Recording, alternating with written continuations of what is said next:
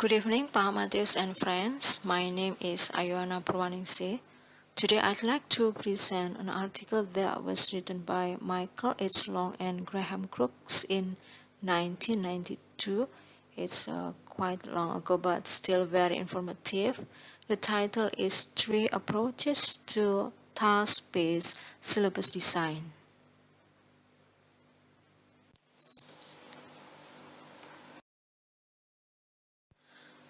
Syllabus types, according to Wilkins in 1974 and 1976, can be divided into two subordinate classes. They are synthetic and analytic.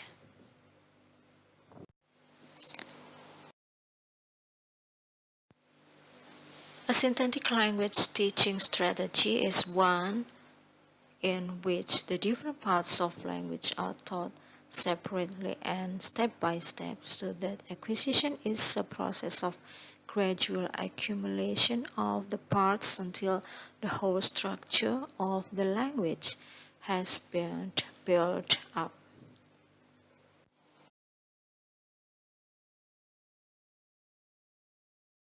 From synthetic syllabus, the analytic syllabus is organized based on purposes for which the learner is learning the language and the kind of performances that are necessary to meet these purposes.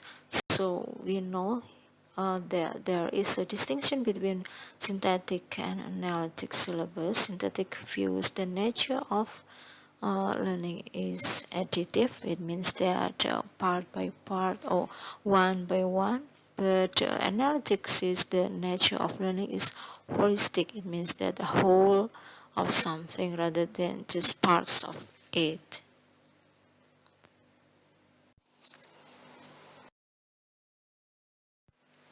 Another classification of syllabus was proposed by White in 1988, who divided syllabus into two terms, A and B.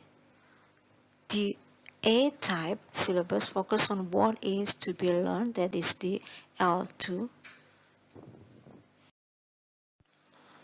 The characteristics are interventionist, external to the leader, other directed, determined by authority, teacher as decision maker, content up to the expert or teacher, objectives defined in advance, and assessment is defined by achievement or mastery.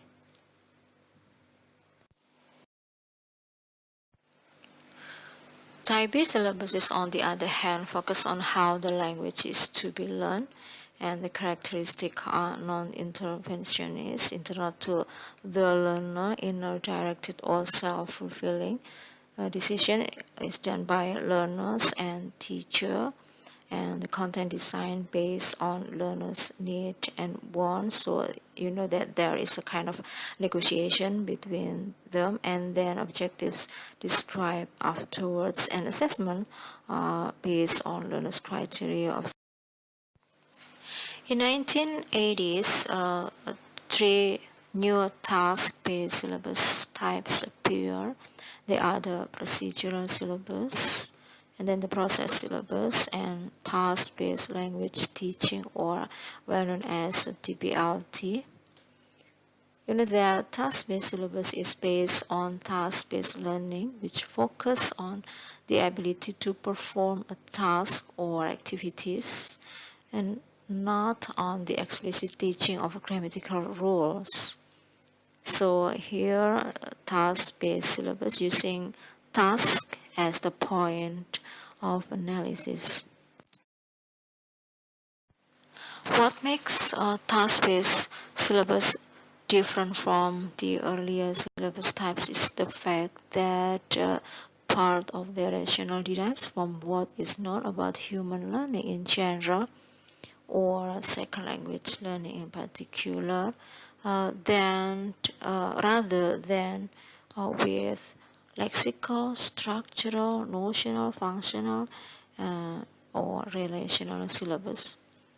So, when we are looking at the target tasks, they are mainly activities that really happen in daily life.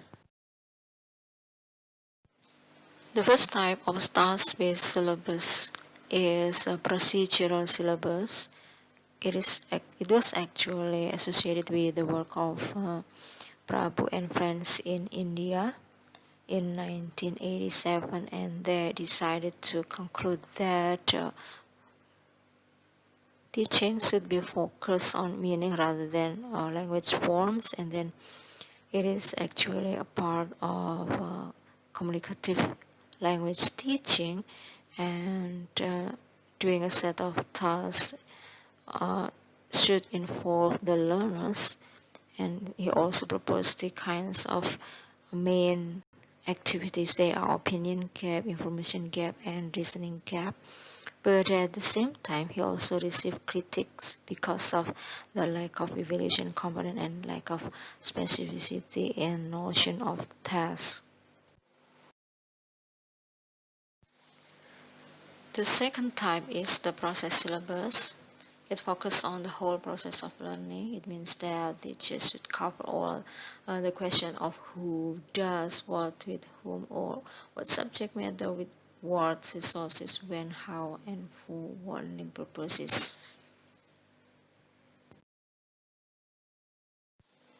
As we know that the process syllabus and procedural syllabus both are similar in terms of using tasks as the basis of activities, but somehow they also have a contradiction, at least in two parts. The first part is in the process syllabus, the learner is closely involved in deciding tasks, objectives, content, and methodology to be used, but in procedural, the tasks are already controlled, and the learner is just given a choice to do the task. And the second part is they are criticized because of lack in evaluation.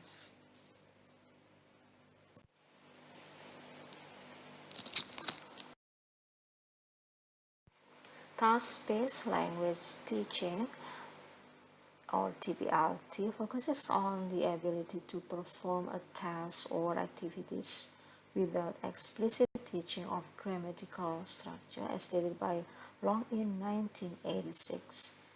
The task-based language teaching is actually a student-centered approach that originated from communicative approach, but later they developed its own distinct principles.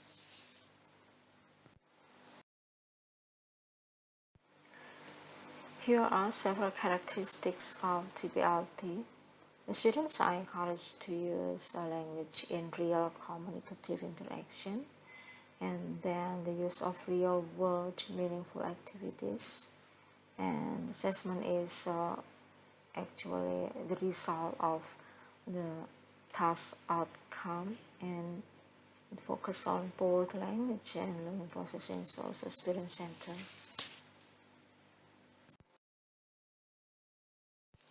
In 2001, Nunan described two kinds of tasks. The first one is real world or target tasks, and the second one is pedagogical tasks. The real world or target tasks are communicative activities or acts that were done outside the classroom, and on the other hand, pedagogical tasks are kind of tasks or activities that are carried out inside the classroom. And the goal of the language teacher is trying to develop pedagogical tasks that characterize as close to real-world tasks as possible.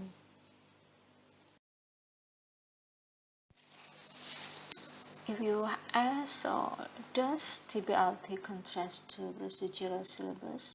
And then the answer is yes, it differs from the procedural syllabus in terms of it stresses the importance of carrying out the needs analysis before instruction, identifying possible sources of task complexity. Indeed, is also a very important part for making principled decision concerning the grading or evaluation sequencing of the tasks upon which much of the value of the TBLT. Now we will resume and talk about the similarity between the three types of task-based syllabuses, the procedural, the process, and also TBLT. That they are all using tasks as the unit of analysis, and the three of them reject the use of syntactic type A syllabuses because task-based syllabus believe that grammar will be learned subconsciously by students, but they also have similarity in difficulty of differentiating tasks, especially tasks and subtasks, and they are also similar in difficulty in determining the relevant grading and sequencing criteria. Besides their similarity, there is also difference between process syllabus, procedural syllabus, and also TBLT. They differ in rationale for their proposals, in the way they define tasks, in whether they conduct a formal needs analysis to determine syllabus content, and they also differ in how tests are selected and sequenced, and in the methodological options such as group work and focus on form that they prescribe and proscribe.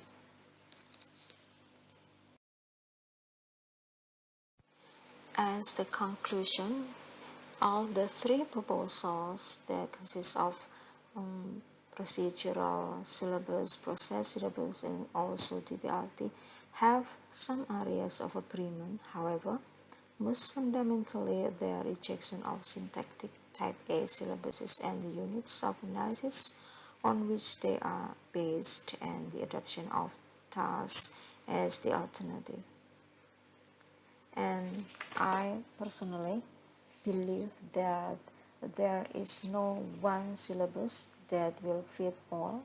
In reality, teachers never stick for a certain method, certain strategy, or certain approach like forever, but they keep on changing according to the situation and the needs. That's all my presentation. Thank you very much.